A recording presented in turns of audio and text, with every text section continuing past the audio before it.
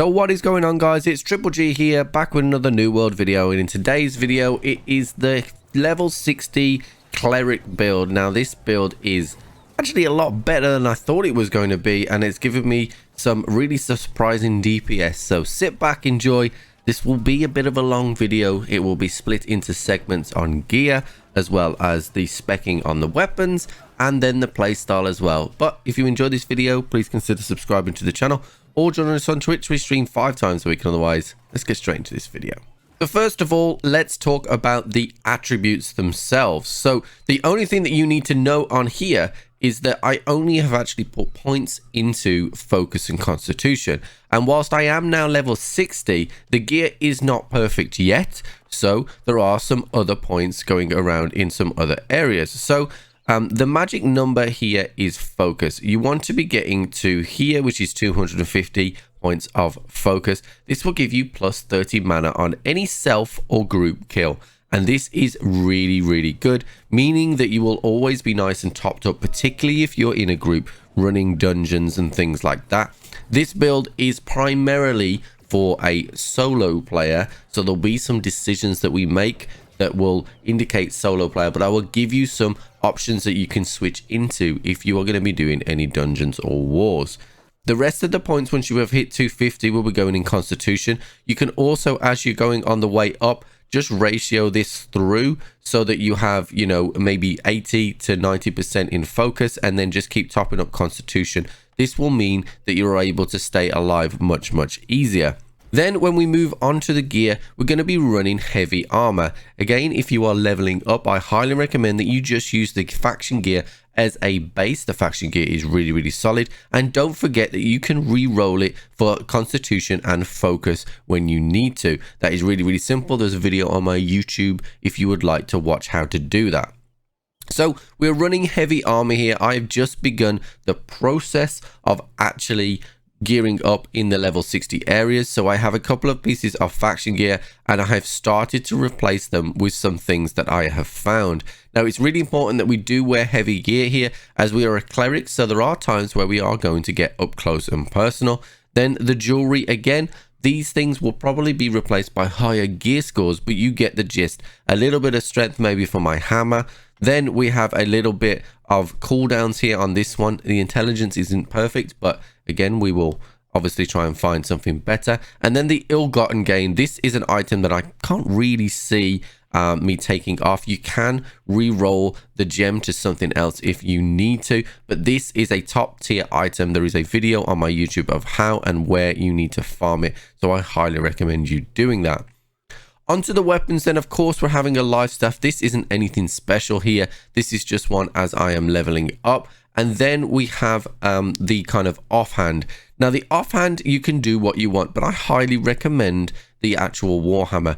As a healer, sometimes when you are playing solo, you lack crowd control. So the hammer is going to be something that really does. It has 2 abilities that we can use for crowd control. And then you want to be putting an amber gem. This will mean that 30% of the damage, because of the strength of this gem, is converted to nature. This will increase your DPS by huge amounts, and because it will run off the base stat of focus here. And as we saw in the previous screen, our focus is cranked to the 9s, meaning that all of a sudden you've gone from a healer with no DPS to a cleric with a ton of DPS. Not as much as a full DPS character, but you definitely can hold your own, and it makes soloing content much easier.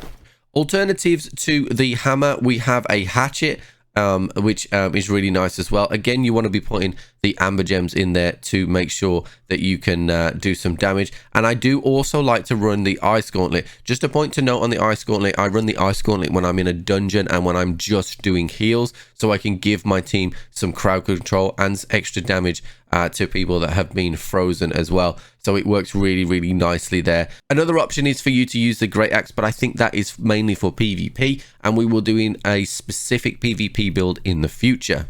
So let's talk about the weaponry, and then obviously this is the skill tree for the life staff. So this is a level 20 life staff. I go with Sacred Ground, then we have Orb of Protection, and then we have Beacon. The skills that we have taken in this tree are all about a few things. We are increasing the duration, increasing the amount of healing that we do, giving our teammates as many buffs and debuffs and everything else that we need as possible, and reducing our cooldowns where possible as well. So I'm not going to go into every skill here, but that is the general gist of it. Now, this is a guide, so if you feel like I've put a single point somewhere else, then feel free to change it around. But I do highly recommend those 3 skills, particularly if you want to be the main healer for your team and then still be able to, solo content as well without having to reset between those 2 things. Then let's talk about the Warhammer. So we have 2 crowd control abilities here, as well as the Juggernaut skill, Marty Gavel. So it is really, really nice for us to have a mixture of crowd control with our life staff, because you can pop Sacred Ground on the floor and then just go ham with this build. Again, not going to talk too much about the points. You can see here that it's basically just increasing those strengths that we have, as well as adding some more damage and speed, which I do like because I need to get in and out of combat at certain points to make sure my team has the heals down. Alternatives to the hammer, obviously we have the great axe here, of which I like to take charge, I like to take execute, and I like to take gravity well, which is very, very strong for PvP. Then also the hatchet. Now the hatchet can be very, very good if you're on a team that already has a primary healer and you are a secondary healer.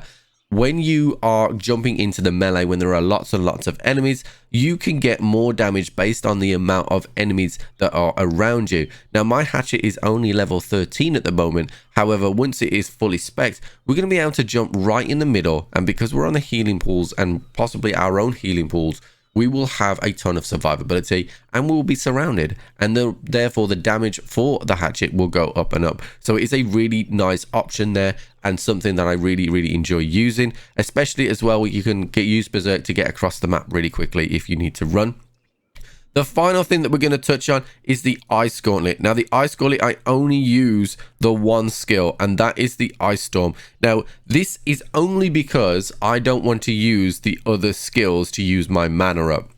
Now, this is just a personal protection, because I know for myself, if I have all the skills on the Ice Gauntlet when I put them on, I will use those skills and therefore decrease my mana, and it will be really hard for me to keep my mana up. There are some options for us to keep our mana up, but this is just a personal way for me to make sure I pop this snow globe first, and then I go and then I switch to healing or whatever. Just a point to note as well, make sure you pick up the skill that allows you just to use 5 mana instead of 25 if your mana is full. That way you can pop the Ice Gauntlet, then switch to your life staff, and you've got that CC as well.